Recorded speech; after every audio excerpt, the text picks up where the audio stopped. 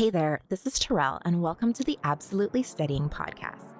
I'm here to talk about all the things college and university for mature students who are juggling work, family, and the desire to better themselves. In today's episode, I want to specifically talk about imposter syndrome.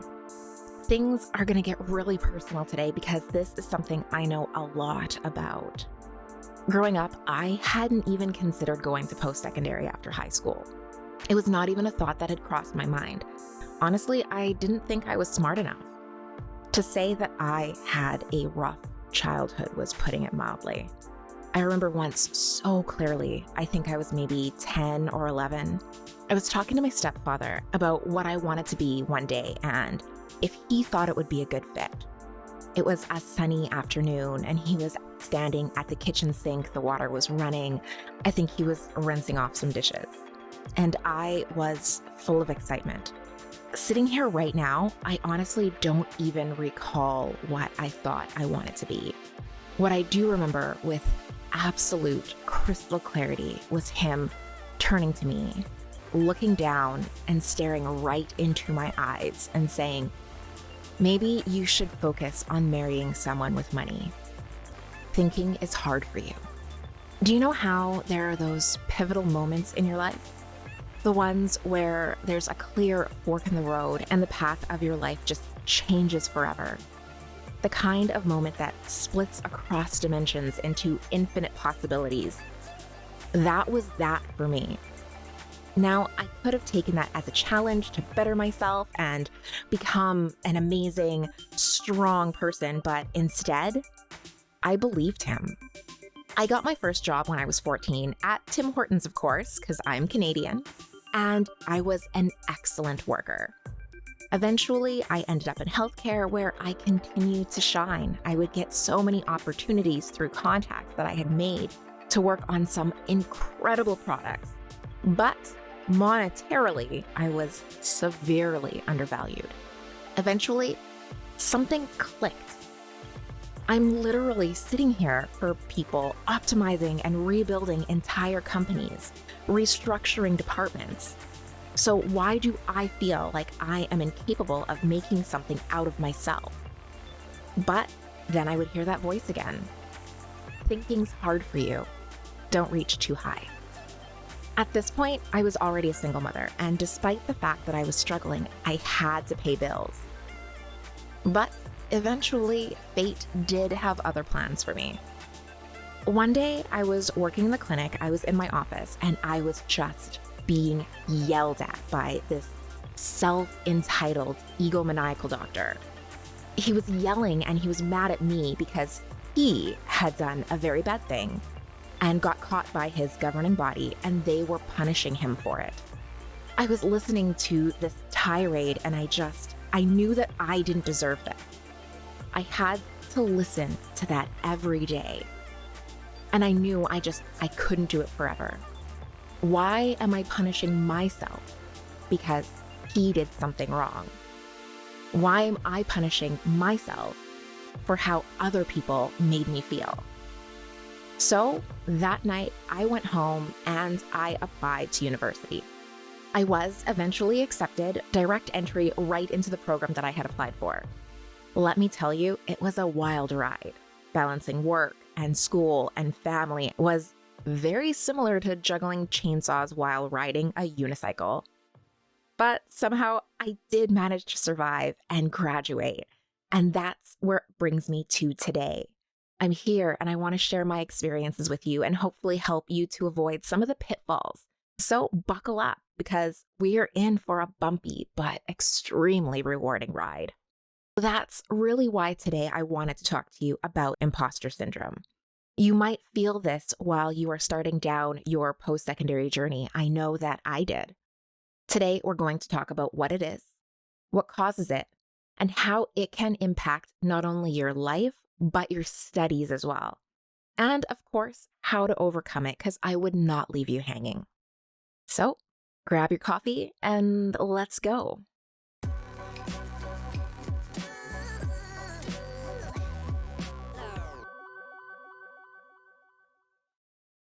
So what is imposter syndrome?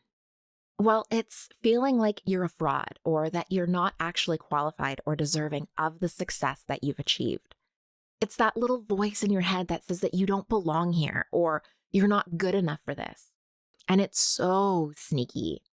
It can creep up on you when you least expect it. It's like that one friend that always finds a way to rain on your parade or ruin your day, even when things are going absolutely great. We can call them Eeyore. But the problem is that it's your own brain that's repeating these beliefs back to you that you're not good enough, that you won't amount to anything, that you cannot do it, that at any moment everyone's going to find you out and there's nothing you can do about it. Imposter syndrome affects a lot of people, and especially mature students who are returning to school after being out of the game for a long time. That's why this is a great place to start our journey together. I have always loved learning. It's always been a passion of mine, and I've always loved watching documentaries and learning new things and sharing knowledge. In school, I was an okay student. Not because I didn't understand the information, but when I handed in my assignments, I always got good marks. But that's the catch. When I handed in my assignments.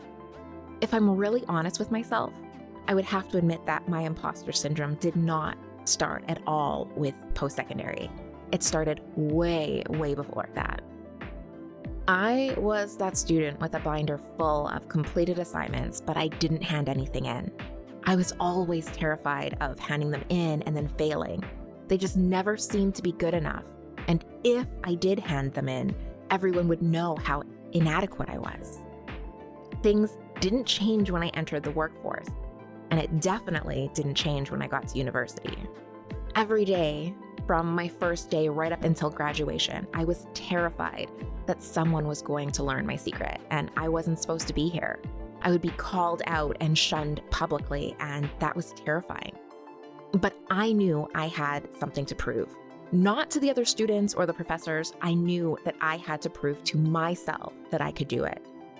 I was smart enough to graduate, and I was worthy of this investment of knowledge and education and time and money. That was the takeaway that I wanted to get from the experience. So I kept showing up, even when I didn't want to, even when I hated it, even when I woke up exhausted from crying myself to sleep the night before, I still showed up, doing the work and, most importantly, handing it in. It can sometimes seem like imposter syndrome can come out of nowhere, but that's only because it's often deep-rooted, sometimes ingrained into your childhood and your personality. Perfectionism is a common example. Many people with imposter syndrome set impossibly high standards for themselves and then feel like frauds when they inevitably fall short.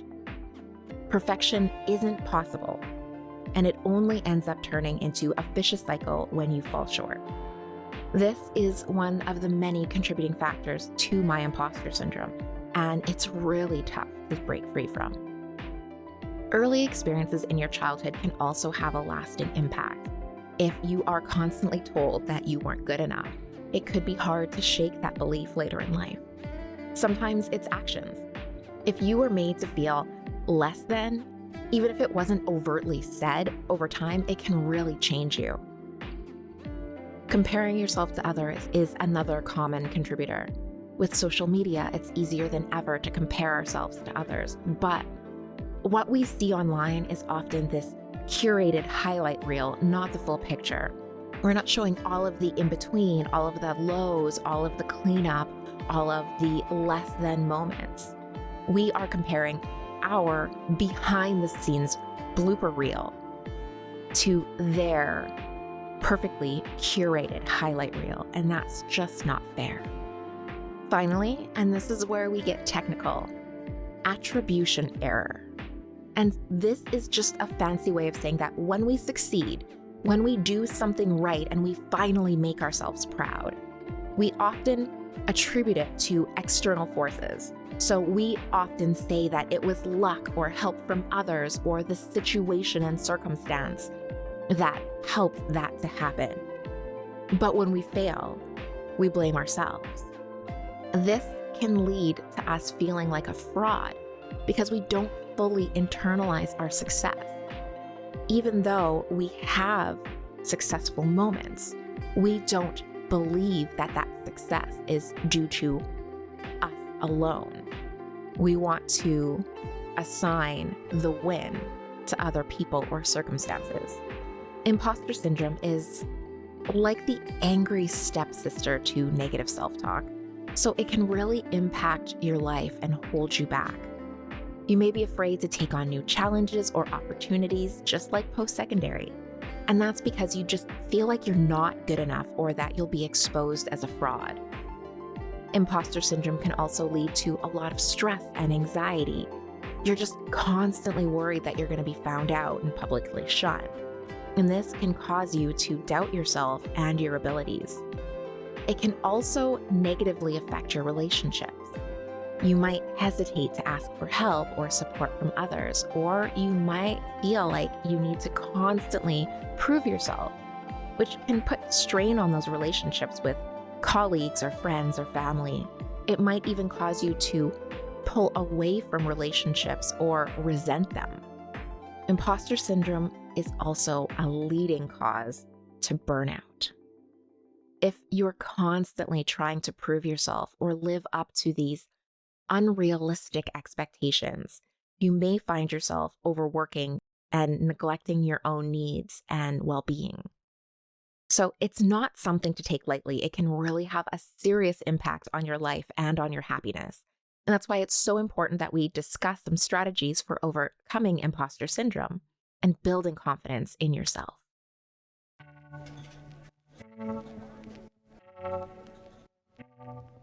Are you struggling to keep it all together this year? Schedules can be tough, and sometimes you just need a little help creating an action plan to succeed. I would like to take this opportunity to introduce a goal-oriented, step-by-step walkthrough that's going to help you create a strategy to finally get the grades you want. Introducing the How to Manifest Good Grades Workbook. This workbook walks you through a practical 7-step method for manifesting better grades. This is not magic, this is an actual step-by-step process to better grades. Once you master this process, you can apply it again and again to stay on track. Use this workbook to prepare your action plan for the year or semester. This is a complete guide to creating your plan and following through step by step. You will have all the templates you need to create a personalized, comprehensive plan to help you achieve the grade you want. Whether you are completely new to manifesting or you've tried other techniques before, you will love how simple, practical, and fun it is. Follow this workbook and stick to the plan. You will not believe the amazing results you achieve. Head down into the description below to get your copy and use code YouTube for 10% off. And now, back to our regularly scheduled program. One of the key pivotal moments in overcoming imposter syndrome is to really recognize and acknowledge your feelings. You have to acknowledge these feelings that you're experiencing and name them and work through them in order to even start to address them. Once you can identify them and address them, you can follow them back to their root cause and then start working on those causes. Also, when you notice yourself engaging in negative self-talk, try reframing it. Instead of focusing on your weaknesses or failures, try to change your internal dialogue into something more positive. So instead of saying, I'm not good enough, you can say something like, I might not be perfect, but I'm doing my best.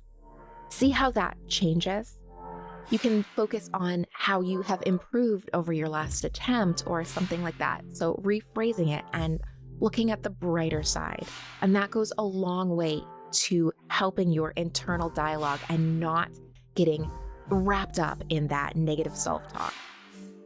When you do practice self-comparison, be kind to yourself and treat yourself with the same kindness and compassion that you would to a friend.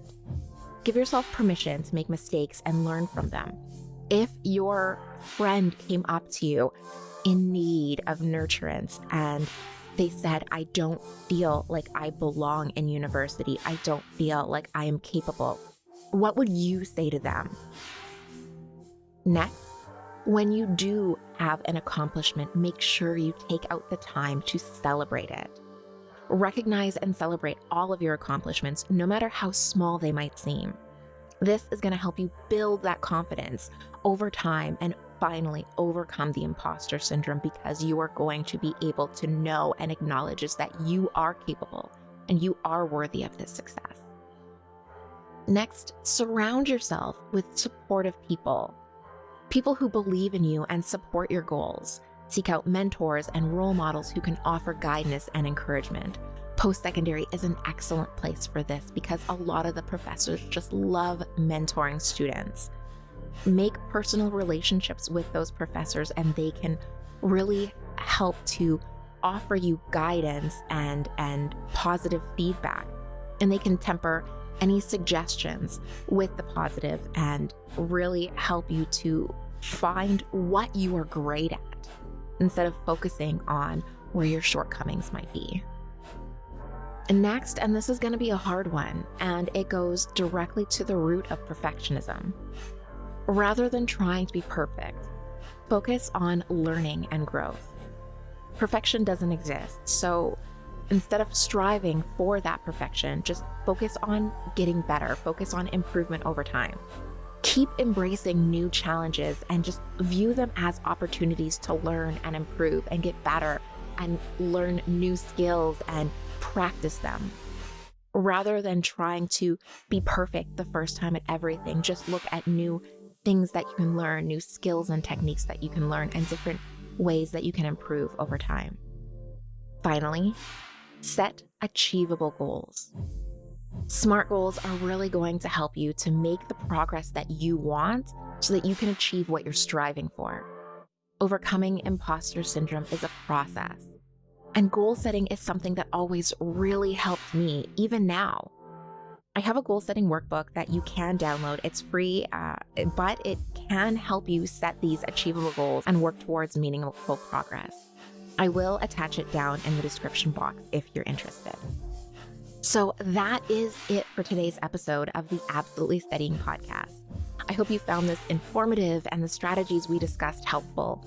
Remember, imposter syndrome is very common, and you are not at all alone in feeling this way. If there is one thing I want you to take away from this episode, it's this. Please do not let imposter syndrome hold you back from pursuing your dreams. Recognize it for what it is and use the strategies that we talked about to overcome it. Thanks for listening, and I cannot wait to chat with you again in the next episode.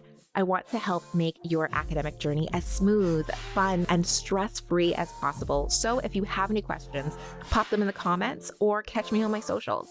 The links are all down in the description box. And until next week, I hope you have an amazing adventure.